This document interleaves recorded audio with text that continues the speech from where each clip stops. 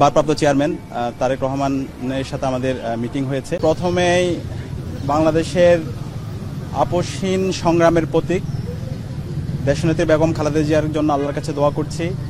আল্লাহ পাক সুবহানাহু ওয়া তাআলা বেগম খালেদা জিয়াকে জান্নাতুল ফেরদৌসের মেহমান হিসেবে কবুল করে নিক, আল্লাহুম্মা আমিন। আমরা আজকে ঢাকা বিশ্ববিদ্যালয় কেন্দ্রীয় ছাত্র সংসদ ডাকসুর পক্ষ থেকে বিএনপি চেয়ারপারসনের অফিসে এসেছি।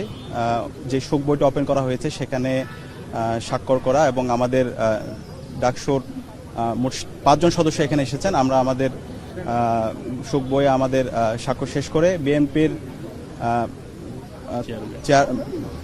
ভারপ্রাপ্ত চেয়ারম্যান তারেক রহমানের সাথে আমাদের মিটিং হয়েছে। তো ইনি আমাদের ঢাকা বিশ্ববিদ্যালয় কেন্দ্রীয় ছাত্র সংসদ সহ বাংলাদেশের ছাত্র সমাজের প্রতি কিছু গুরুত্বপূর্ণ পরামর্শ দিয়েছেন। আমরা আমাদের প্রত্যাশা ব্যক্ত করেছি। আমরা আমাদের জায়গা থেকে বলেছি, বাংলাদেশে জুলাই বিপ্লব পরবর্তী আমরা যারা ফ্যাসিবাদ বিরোধী দীর্ঘদিনের আন্দোলন সংগ্রাম করেছি, আমাদের সবাইকে ঐক্যবদ্ধ হতে হবে। বাংলাদেশের জুলাই বিপ্লবের পরে আমাদের যে ঐতিহাসিক সুযোগ এসেছে, এই ঐতিহাসিক সুযোগে আমরা ঐক্যবদ্ধভাবে আমাদের বাংলাদেশ বিনির্মাণ করতে হবে এবং শহীদরা যে জন্য জীবন দিয়েছে একটি ইনসাফ ভিত্তিক বাংলাদেশ বিনির্মাণ করা, সেই বাংলাদেশ বিনির্মাণ করার জন্য আমাদের এখনই ঐক্যবদ্ধ হতে হবে। তো সেই জায়গায় তিনি আমাদের সাথে ঐক্যমত পোষণ করেছেন এবং বাংলাদেশের সকল রাজনৈতিক দল, বিএনপি, জামাত সহ এনসিপি এবং ছাত্র সংগঠন, ছাত্র শিবির, ছাত্রদল সহ সকল সংগঠনকে একসাথে নিয়ে কাজ করার ব্যাপারে আমাদেরকে পরামর্শ দিয়েছেন।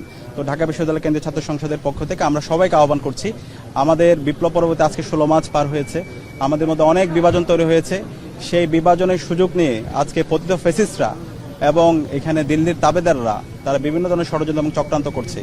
আমাদের এখনই সময় একটু ঐক্যবদ্ধ হওয়ার। আমরা গত 16 বছরে আমরা ভোট দিতে পারিনি, বাংলাদেশে যারা তরুণ প্রজন্ম আছে তারা ভোট দিতে পারেনি। তো একটি ফ্রি, ফেয়ার, ক্রেডিবল নির্বাচনের জন্য আমাদেরকে ঐক্যবদ্ধ ভূমিকা পালন করতে হবে এবং এই জুলাইয়ের শহীদদের যে স্বপ্ন, সেই স্বপ্নের বাংলাদেশ বিনির্মাণ করার জন্য আমাদেরকে ঐক্যবদ্ধ হতে হবে এবং পতিত ফ্যাসিস্টদের যে বিচার, সেই বিচারের প্রশ্নে আমাদেরকে ঐক্যবদ্ধ হতে হবে। একই সাথে আমাদের যে গত 16 বছরে রাষ্ট্রীয় কাঠামো, সকল প্রতিষ্ঠানগুলোকে যে ভেঙে চুরমার করে দেওয়া হয়েছে, সেই প্রতিষ্ঠানগুলোকে নতুনভাবে বিনির্মাণ করার জন্য, জুলাইয়ের সনদ বাস্তবায়ন করার জন্য এবং এই নির্বাচনে জুলাই সনদের যে গণভোট হবে, সে গণভোটকে হাক বিজয় করার জন্য আমাদেরকে ঐক্যবদ্ধ হতে হবে। তো আমরা আশা করছি, যেহেতু বাংলাদেশ সকল রাজনৈতিক দল, ছাত্র সংগঠন এবং ফ্যাসিবাদ বিরোধী সকল সংগঠন ঐক্যবদ্ধ হয়েছে, সুতরাং বাংলাদেশ আর কখনো পথ হারাবে না। আর একই সাথে আমাদের এই বাংলাদেশের রাজনীতি হচ্ছে বাংলাদেশপন্থী রাজনীতি, বাংলাদেশকে ধারণ করা, বাংলাদেশের মাটি ও মানুষকে ধারণ করা, দেশের স্বাধীনতা, সার্বভৌমত্ব, অখণ্ডতাকে ধারণ করা, ভারতীয় আধিপত্যবাদের বিরুদ্ধে সবসময় প্রতিবাদ প্রতিরোধ জারি রাখা। যেই রাজনীতি শহীদ জিয়া এবং বেগম জিয়া আমাদেরকে দেখিয়েছেন, সেই রাজনীতি বিনির্মাণ করাই হচ্ছে আমাদের আগামীর বাংলাদেশের রাজনীতি। তো সেই বাংলাদেশের রাজনীতি বিনির্মাণ করার জন্য আমরা ঐক্যবদ্ধভাবে লড়াই চালিয়ে যাব। একই সাথে শহীদ ওসমান হাদির বিচারের প্রশ্নে আমরা কথা বলেছি।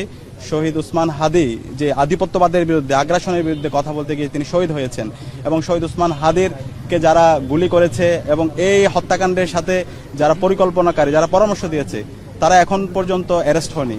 তো সে জায়গায় সকল রাজনৈতিক দল, ছাত্র সংগঠন সবাই যেন ঐক্যবদ্ধভাবে ওসমান হাদির বিচারের প্রশ্নে যেন ঐক্যবদ্ধ হয় এবং যারা ঘাপটি মেরে বসে আছে, যারা ইন্টারভিউর মধ্যেও ঘাপটি মেরে বসে আছে, এদের যেন আমরা বিচার আওতায় নিয়ে আসতে পারি, সে ব্যাপারে আমরা কথা হয়েছে এবং আমরা আশা করছি আমরা সবাই ঐক্যবদ্ধভাবে এই স্বাধীন বাংলাদেশে শহীদ ওসমান হাদি ভাইয়ের বিচার নিশ্চিত করতে পারবো ইনশাআল্লাহ।